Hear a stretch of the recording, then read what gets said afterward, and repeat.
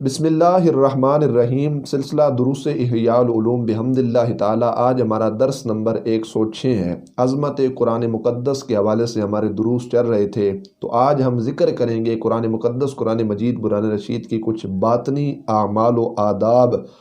کچھ ظاہری طور پر تھے جو ہم نے پہلے عرض کیے، اب وہ چیزیں ہیں جن کا تعلق ہمارا دل کے ساتھ ہے، ہمارے باطن کے لحاظ سے ہے۔ حجت الاسلام حضرت سیدنا امام غزالی رحمۃ اللہ تعالی علیہ آپ ارشاد فرماتے ہیں کہ جب آپ قرآن مقدس پڑھیں تو ان چیزوں کو آپ مد نظر رکھیں۔ جب ان چیزوں پر آپ عمل کریں گے تو قرآن کا حقیقی فیضان آپ کو نصیب ہوگا۔ پہلی بات، اصل کلام کو سمجھا جائے، اس کی فوقیت کو، اس کے مقام و مرتبے کو سمجھا جائے۔ پھر دوسری بات آپ نے ارشاد فرمائی کہ اس کی تعظیم کی جائے، تب یہ قرآن فیض دے گا۔ پھر آپ فرماتے ہیں کہ دل کی حاضری جو ہے وہ اس وقت موجود ہو۔ پھر آپ نے فرمایا کہ اس میں غور و فکر بھی کیا جائے، جو آیات بینات پڑھی جائیں۔ پھر آپ نے فرمایا کہ آیات بینات پڑھنے کے بعد پھر آیت کے اندر غور و فکر کرنا یہ بھی ضروری ہے۔ پھر ہر وہ چیز جو قرآن سمجھنے کے لحاظ سے مانع ہو، روکنے والی ہو، اس کو دور کیا جائے، اس سے ہمارا دل صاف و پاک ہو، اس سے ہمارا دل خالی ہو، کہ کوئی ایسا تصور اور ایسا خیال ہمارے ذہن کے اندر نہ آئے جس سے وہ حکم سمجھنے کے لحاظ سے وہ دشواری پیدا ہو، یا وہ خیال دیوار کی مانند ہمارے آگے آ جائے۔ تو اس چیز کو کیا کرنا ہے، ہم نے دور کرنا ہے۔ پھر فرمایا کہ تخصیص اور اثر کو قبول کرنا اور اپنی قوت سے بری و ذمہ ہونا، یہ تمام چیزیں ہیں باطنی لحاظ سے جب ہم ان پر عمل کریں گے تو قرآن مقدس، قرآن مجید، قرآن رشید کا انشاءاللہ حقیقی فیضان ہم سب کو نصیب ہوگا۔ پھر یہ ہے کہ بعض عارفین نے یوں کہا کہ جو کلام مقدس ہے نا، اس کی عظمت و شان کو اگر دیکھا جائے تو یہ لوح محفوظ میں اللہ کے کلام کا ہر جو حرف ہے وہ کوہ کاف سے بھی بڑا ہے۔ اتنی اس کی عظمت و شان ہے کہ لوح محفوظ میں کلام مقدس کا ہر حرف کوہ کاف پہاڑ سے بھی بڑا ہے، اور جو فرشتہ وہاں پر منتخب و مقرر و متعین ہے، حضرت سیدنا اسرافیل علیہ السلام، وہ بھی اس چیز کو نہیں اٹھا سکتے اپنی طاقت سے۔ ہاں، اللہ کی عطا، اللہ کے فضل و کرم سے وہ کیا کرتے ہیں، ان حروف کو اٹھاتے ہیں۔ لو انزلنا ھذا القرآن علی جبل لرأیتہ خاشعا متصدعا من خشیۃ اللہ، اگر اللہ اس کلام کو کسی پہاڑ پر نازل کرتا، اس کے اندر اتنی ہیبت، جاہ و جلال موجود ہے، اتنا روب اور دبدبہ ہے اس کلام کے اندر کہ پہاڑ بھی کیا ہو جاتا، ٹکڑے ٹکڑے ہو جاتا، ریزے ریزے ہو جاتا۔ تو بہرکیف اتنا اس کا ہر حرف جو ہے وہ عظمت کے ساتھ کیا ہے، منور ہے۔ پھر دوسری بات، کلام مقدس، قرآن مجید، قرآن رشید پڑھتے وقت متکلم کی جو تعظیم ہے، وہ عظمت متکلم کی جو ہے اس کو دل کے اندر حاضر رکھے۔ مطلب متکلم، کلام کرنے والا جو ہے، اس کی عظمت کو دل کے اندر حاضر رکھے۔ اور عارفین نے کہا کہ متکلم کی عظمت تب حاضر ہوگی کہ جب ہم اللہ کا قرآن پڑھیں گے، ہم غور و فکر کریں گے لوح محفوظ کی طرف، جنت کی طرف، زمین کی طرف، آسمان کی طرف، زمین میں رہنے والے یہ دریا، جو سمندر، اس کے قطرات، یہ جو تمام چیزیں ہیں، جب ہم اپنا تصور و خیال ان طرف لے کر جائیں گے، پھر ہم سوچیں گے تمام چیزوں کا خالق حقیقی اللہ کریم جل جلالہ ہے، جس نے سمندر کو پیدا کیا ہے، دریا کو پیدا کیا ہے، جس نے آسمان و زمین کو پیدا کیا، جس نے چاند و سورج کو پیدا کیا ہے، جس نے جنت و دوزخ کو بنایا ہے، جس نے لوح محفوظ، قلم و کرسی کو بنایا، تو ہر چیز کو پیدا کرنے والا اللہ کریم جل جلالہ ہے۔ جب ہم یہ ساری چیزیں سوچیں گے تو متکلم جس کا کلام ہے، مطلب اللہ کی ذات، اس کی عظمت و شان جو ہے وہ ہمارے دل کے اندر پیدا ہوگی، اس کی تعظیم ہمارے دل کے اندر پیدا ہوگی۔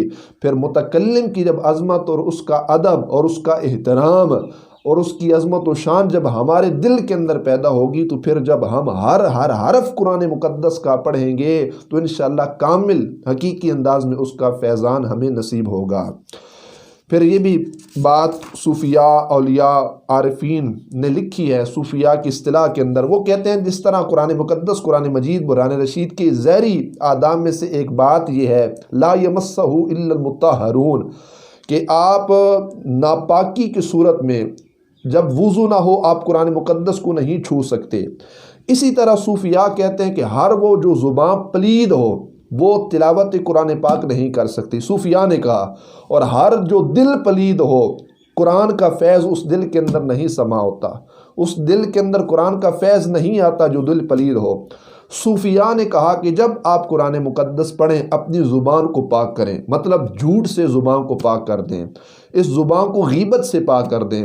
دل کے اندر قرآن مقدس کا فیضان تب آئے گا جب ہم دل سے گندگیاں دور کر دیں گے، حسد کی، کینیا کی، بغض کی، عداوت، یہ جو تمام گندگیاں ہیں، جب ہم یہ گندگیاں نکال کر باہر پھینکیں گے، اپنے دل کو صاف کریں گے، تو پھر قرآن کا حقیقی جو فیضان ہوگا وہ ہمارے دل کے اندر اترے گا۔ پھر قرآن کا جو حقیقی ثواب ہوگا، حقیقی فیضان ہوگا، اس سے ہمارا دل کیا ہوگا؟ روشن و منور ہوگا۔ پھر یہ بھی کہا گیا ہے کہ بعض صوفیاء اور اولیاء کاملین بزرگان دین کی کیفیت یہ ہوا کرتی تھی کہ جب وہ قرآن مقدس، قرآن مجید، قرآن رشید کو کھولا کرتے تھے، اس کی عظمت و شان، اس کے جاہ و جلال فقط اتنا سمجھتے تھے کہ ہمارے رب کا کلام ہے، پتہ نہیں ہم ان باتوں پر عمل بھی کر سکتے ہیں یا نہیں کر سکتے، تو اسی کیفیت کے اندر ان پر بے ہوشی طاری ہو جاتی ہے اس کی جاہ و جلال کی وجہ سے۔ اللہ اکبر۔ پھر یہ بھی بات ہے کہ صوفیاء نے کہا کہ دل کی حاضری جو ہے وہ اس وقت موجود ہو کہ آپ کا دل جو ہے دنیا کے تمام تصورات و خیالات سے پاک و صاف ہو جانا چاہیے۔ جب آپ قرآن مقدس پڑھیں آپ کا دل حاضر ہو، کس کی طرف؟ اللہ کی یاد آپ کے دل کے اندر ہو۔ قرآن مقدس، قرآن مجید، قرآن رشید کے جو الفاظ آپ پڑھ رہے ہیں، دل مکمل طور پر حاضر ہو، ان الفاظ کو پرکھیں، سوچیں، غور و فکر کریں، اس کے معنی کو دیکھیں، اس کی تفسیر کو دیکھیں، تاکہ وہ ہر چیز جب آپ اس کے اندر غور و فکر کریں گے وہ آپ کے دل کے اندر اترتی چلی جائے گی۔ پھر یہ بھی کہا صوفیاء نے کہ جس طرح کہا گیا یا یحییٰ خذ الکتاب بقوہ، کہ اے یحییٰ اس کتاب کو پکڑو مضبوطی کے ساتھ۔ تو صوفیاء نے کہا کہ مضبوطی کے پکڑنے کے لحاظ سے یہ معنی نہیں کہ آپ کتاب کو ہاتھ میں مضبوطی کے ساتھ پکڑ لیں، اس کا یہ معنی نہیں۔ صوفیاء نے کہا کہ اس کا مطلب یہ ہے کہ قرآن مقدس، قرآن مجید، قرآن رشید پڑھتے وقت جو چیزیں آپ کو وہاں سے ملیں، دل کے اندر پختگی کے ساتھ ان کو پکڑ لو، دل میں وہ باتیں مضبوطی کے ساتھ ڈال لو، تاکہ جو اللہ فرماتا ہے اس کو دل کے اندر ڈالتے جاؤ اور تمہارا دل انہی باتوں پر کیا ہو جائے؟ مضبوط ہو جائے۔ پھر یہ بھی کہا گیا ہے اللہ اکبر کہ اس انداز میں جب آپ قرآن مقدس، قرآن مجید، قرآن رشید پڑھیں گے تو آپ کا دل کیا ہوگا؟ روشن و منور ضرور ہوگا۔ پھر اس کے ساتھ ساتھ دل کی حاضری جو ہے، دل یقینی طور پر حاضر ہونا چاہیے۔ اور حضرت سیدنا مولا علی المرتضیٰ شیر خدا رضی اللہ تعالی عنہ آپ فرماتے ہیں ایسی عبادت کا کوئی فائدہ نہیں ہے جس کو سمجھا نہ جائے، اور اس قرات کا، اس قرآن مقدس پڑھنے کا کوئی فائدہ نہیں۔ مولا علی کہتے ہیں جس قرآن کو سمجھا نہ جائے۔ قرآن آیا ہے کہ اس کو سمجھا جائے، ٹوٹل پورا نہیں کرنا کہ بس ہم نے کہا جی 10 پڑھ دے، آج ہم نے 15 پڑھے، آج ہم نے پورا ختم قرآن پاک کر دیا، تو اس کے الفاظ نہیں، ہم نے اس کے معنی کو دیکھنا ہے، اس کی تفاسیر کو دیکھنا ہے۔ تو مولا علی پاک نے کیا فرمایا کہ قرات وہی فائدہ دے گی جس کے اندر غور و فکر کیا جائے، تدبر کیا جائے۔ اللہ اکبر۔ اور حضرت عامر بن قیس رضی اللہ تعالی عنہ سے مروی، وہ فرماتے ہیں کہ مجھے نماز کے اندر جو وصف سے آتے ہیں تو کہتے ہیں کہ بہتر یہی ہے کہ میں اس بات کو زیادہ پسند کرتا ہوں کہ تیروں کے ساتھ میرا جسم چھلی کر دیا جائے، لیکن میں اس بات کو پسند نہیں کرتا کہ نماز کی صورت میں مجھے کیا ہیں؟ وصف سے ہیں۔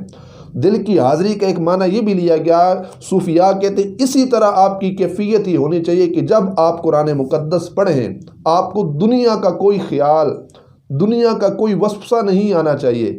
اگر وسوسہ آئے، خیالات آئیں، ذہن دنیا کی طرف جائے تو بہتر یہ کہ آپ یہی سوچیں کہ کاش تیر ہوتے، میرا جسم چھلی ہو جاتا، لیکن اس کلام سے ہٹ کر، اس کلام کو چھوڑ کر میرا ذہن جو ہے وہ دنیا کی طرف کاش نہ جاتا۔ تو یہ ہماری کیفیت ہونی چاہیے، تب قرآن مقدس، قرآن مجید، قرآن رشید اپنا حقیقی جو ہے فیضان ہم کو عطا فرمائے گا۔ اللہ اکبر۔ پھر یہ بھی بات حضرت ابو سلیمان دارانی رحمۃ اللہ تعالی اللہ کے ولی کامل گزرے، آپ فرماتے ہیں قرآن مقدس، قرآن مجید، قرآن رشید کی ایک ایک آیت کے اندر غور و فکر میں اتنا کرتا تھا کہ 4-4 5-5 راتیں گزر جاتی تھیں، لیکن ایک آیت کے معنی و مفہوم کو میں نہیں سمجھ سکتا تھا۔ اس انداز میں صوفیاء نے اس کے اندر غور و فکر کیا کہ ہمارے ہاں تو یہ ہے کہ ایک رات کے اندر شاید کوئی پورا قرآن مقدس ویسے ہی پڑھ دے، تو صوفیاء نے کہا کہ ویسے الفاظ کے ساتھ پڑھنے کا وہ معیار نہیں ہے جو قرآن کو سمجھ کے پڑھنے کا معیار ہے۔ مولا علی نے بھی کہا نا قرات وہ فائدہ دے گی جس کو سمجھ کے پڑھا جائے گا، تو ٹوٹل پورا نہیں کرنا، قرآن کو پڑھنا ہے تھوڑا پڑھیے، ایک آیت کریمہ پڑھیں، 2 پڑھیں، لیکن اس کو سمجھیں، اس کو پرکھیں، دیکھیں کہ اللہ تعالیٰ جل جلالہ نے کیا کیا احکامات مسلمانوں پر نازل فرمائے ہیں، کن کن چیزوں کا اللہ تعالیٰ جل جلالہ نے حکم ارشاد فرمایا اور کن کن چیزوں سے اللہ تعالیٰ جل جلالہ نے منع فرمایا ہے۔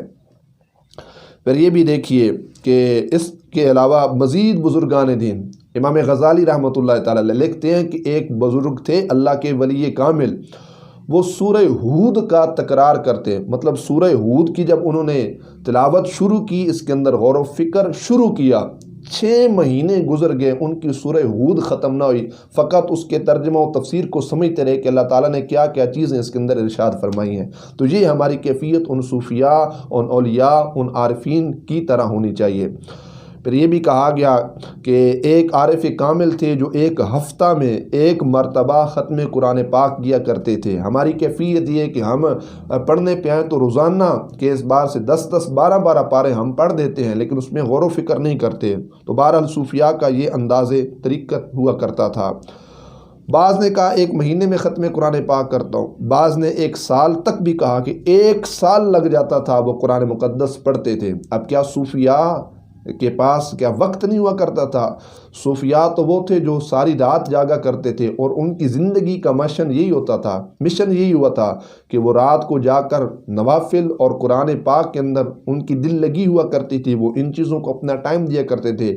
ایک صوفی بزرگ ہیں، وہ ساری رات جاگتے ہیں، وہ قیام کی صورت میں قرآن پاک پڑھیں یا قیام سے ہٹ کر ویسے قرآن مجید پڑھیں، تو کیا پورا سال لگ جائے ان سے قرآن پاک ختم نہیں ہوتا؟ ایک رات کے 3-3 4-4 پارے بھی مرا لیے جائیں تو کیا پورا سال لگ جائے گا 30 پاروں کو ختم کرنے کے لیے؟ اصل بات یہ ہے کہ صوفیاء راتوں کو جاگا کرتے تھے اور 365 دنوں کے اندر فقط 30 پارے ہوا کرتے تھے۔ ان کو فقط الفاظ کے ذریعے نہیں پڑھا کرتے تھے، ان میں غور و فکر بھی کیا کرتے تھے۔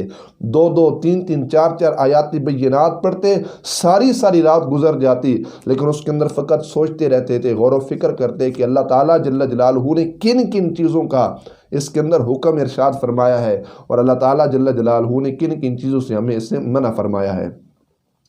پھر یہ بات دیکھیے کہ بعض نے کہا کہ 1 سال میں ختم قرآن، اور بعض نے یہ بھی کہا کہ 30 سال سے ایک اللہ کے بندے نے، ایک عارف، ایک ولی کامل نے قرآن پاک شروع کر رکھا، 30 سال ہو گئے ان کا قرآن پاک ختم نہ ہوا۔ یہ وجہ تھی کہ وہ قرآن مقدس کے اندر غور و فکر کیا کرتے تھے، سوچا کرتے تھے کہ اللہ تعالیٰ جل جلالہ نے کیا کچھ نازل فرمایا اس کے اندر۔ تو بہرحال یہ ایک کیفیت ہونی چاہیے قرآن مقدس، قرآن مجید، برہان رشید کو پڑھنے کے لحاظ سے۔ پھر یہ بھی ادب کے تقاضوں میں سے ایک تقاضا یہ ہے کہ اس کو سمجھا جائے، اس کو پرکھا جائے۔ ارشاد خداوندی ہے جس طرح المالک القدوس السلام المؤمن المہیمن العزیز الجبار المتکبر، جب یہ چیزیں ہوں تو صوفیاء نے کہا کہ اللہ تعالیٰ جل جلالہ کی جو اسماء ہیں ان کو یاد کرنے والا وہ جنتی ہے، لیکن صوفیاء کہتے ہیں جس کے یاد کرنے کا مطلب یہ ہے کہ ہر لفظ کے معنی کو دیکھا جائے، پھر اس پر عمل بھی کیا جائے۔ مطلب جب اللہ تعالیٰ جل جلالہ کا نام اسم گرامی ہم رازق پڑھیں گے تو پھر رزق کا غم ہمارے دل سے دور ہو جانا چاہیے۔ یہ اس صورت میں ہے کہ جب ہم عملی طور پر عمل کریں گے تب انشاءاللہ جنت ہماری مشتاق ہوگی، اور جنت کے اندر ہم ضرور کیا ہوں گے؟ داخل ہوں گے۔ اسی طرح جب ہم خالق پڑھیں گے تو ہمارے ذہن کے اندر یہ بات ہونی چاہیے کہ ساری کائنات کو اللہ تعالیٰ جل جلالہ پیدا کرنے والا ہے۔